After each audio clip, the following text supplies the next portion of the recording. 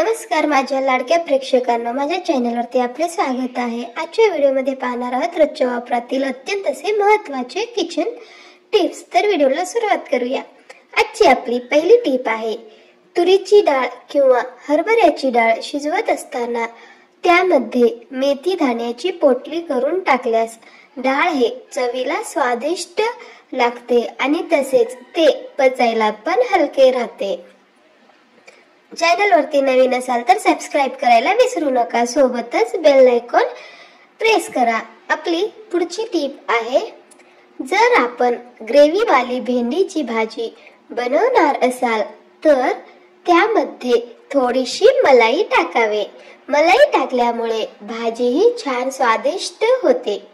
आपली पुढची टिप आहे, जर कधी घरामध्येच बर्गर टिक्की बनवणार असाल तर टिक्की बनवताना त्यामध्ये थोडेसे ब्रेड क्रम्स घालावे। ब्रेड क्रम्स घातल्यामुळे टिक्की ही छान खूप कुरकुरीत व क्रिस्पी बनते व चवीलाही छान लागते। तुम्ही कुठून पाहत आहात कमेंट बॉक्स मध्ये नक्की सांगा। आपली पुढची टिप आहे, जर कधी घरी भजे बनवत असाल तर भज्याच्या बॅटर मध्ये थोडंसं उडदाच्या डाळीचं पेस्ट घालावे। यामुळे भजे हे स्वादिष्ट होतात व आपल्या भज्याला एक वेगळी चव मिळते। आपली पुढची टिप आहे, आपण कुठलाही गोड पदार्थ बनवत असाल तर त्यावेळेस जाड बुडाचे पातेले वापरावे।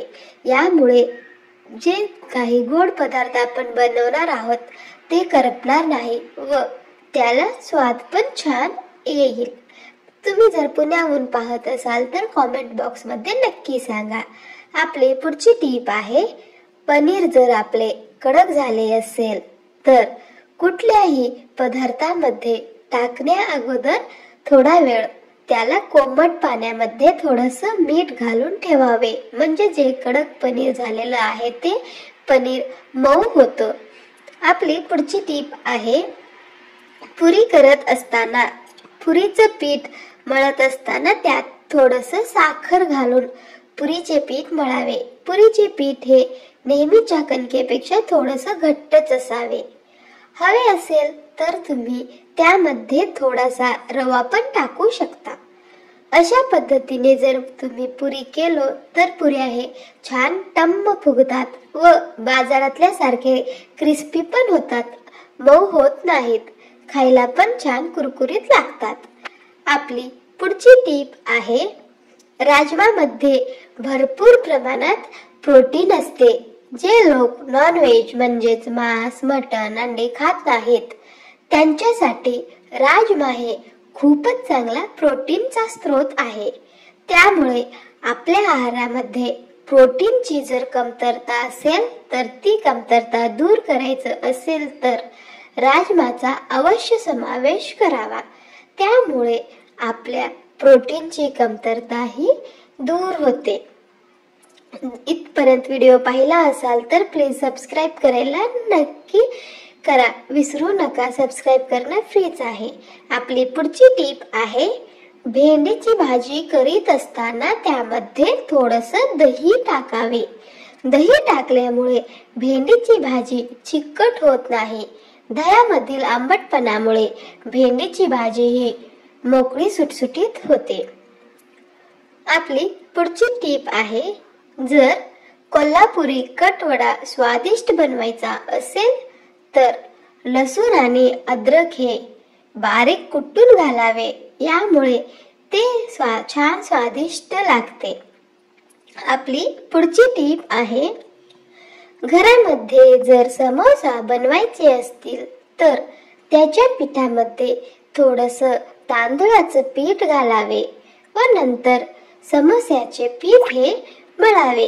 यामुळे समोसा हे खूप छान कुरकुरीत होतात, ठिसूळ पण होतात व खायलाही टेस्टी लागतात। आपणास कुठली टीप आवडली आहे कमेंट बॉक्स मध्ये नक्की सांगा।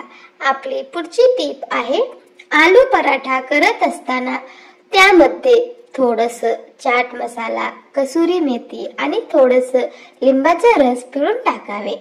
यामुळे आलू पराठ्याचे स्वाद हे वाढते व प्रत्येक जण मागून मागून खातील। आपली पुढची टीप आहे, सोया चिली बनवत असताना त्यामध्ये थोडस मध टाकावे. मध टाकल्यामुळे सोया चिलीचा स्वाद हे खूपच वाढतो, खूपच चविष्ट ते लागतात. आपली पुढची टीप आहे, दुधी भोपळ्याची भाजी बनवत असताना त्यामध्ये अद्रक व लसूण हे बारीक पेस्ट करून घालण्याऐवजी ते किसून घालावे. यामुळे भोपळ्याच्या भाजीचा स्वाद हे खूपच छान वाढते.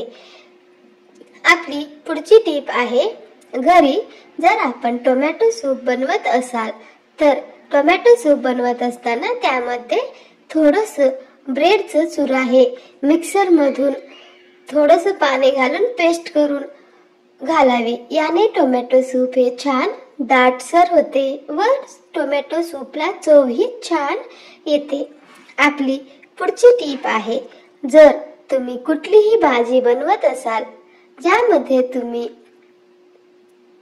आमटाचा वापर करत असाल तर अशी भाजी बनवत असताना ती लोखंडाच्या कढईमध्ये किंवा लोखंडाच्या कुठल्याही पातेल्यामध्ये बनवू नये, नाहीतर भाजी ही काळी होते.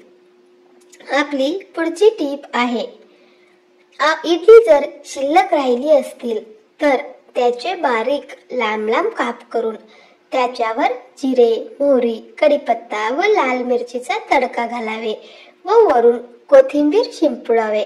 अशा प्रकारे तुम्ही इडली फ्राय करू शकता. हे खायला खूप टेस्टी लागते. आपली पुढची टीप आहे, शाही राजमा कोफ्त्याची ग्रेव्ही चवदार बनवण्यासाठी त्यामध्ये थोडस खसखसीची पेस्ट घालावी व थोडस केसर व दूध घालावे. यामुळे ते चवीला छान लागते. आपली पुढची टीप आहे, हिरव्या हरभऱ्याची भाजी बनवत असताना ती चवदार बनावी म्हणून त्यामध्ये थोडस चिंचेचं कोळ घालावे. यामुळे भाजी ही छान चवदार बनते.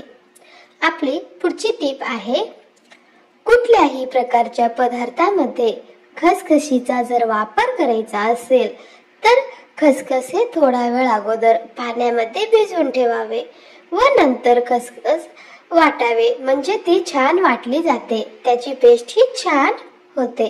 तर माझ्या लाडक्या प्रेक्षकांनो, तुम्हाला हा व्हिडिओ थोडासाही जर आवडला असेल तर कृपया व्हिडिओला लाईक करायला विसरू नका. सोबतच तुमच्या मित्र परिवारासोबत शेअर देखील करू शकता. तुम्हाला हा व्हिडिओ आवडला नसेल तर तुम्ही डिसलाईक देखील करू शकता. आणि जर तुम्ही चॅनलवरती नवीन असाल तर कृपया सबस्क्राईब करायला विसरू नका. सोबतच बेल आयकॉन प्रेस करा, ज्यामुळे माझ्या प्रत्येक नवीन व्हिडिओची नोटिफिकेशन तुम्हाला मिळेल. आणि तुम्ही हा व्हिडिओ कुठून पाहत आहात कमेंट बॉक्स मध्ये नक्कीच सांगा, म्हणजे मला समजेल माझा व्हिडिओ कोण कोण पाहत आहे, कुठे कुठे पोहोचला आहे. आपला मूल्यवान वेळ देऊन व्हिडिओला शेवटपर्यंत पाहिल्यामुळे आपल्या सर्वांचे मनापासून धन्यवाद. भेटूया पुढच्या व्हिडिओ मध्ये.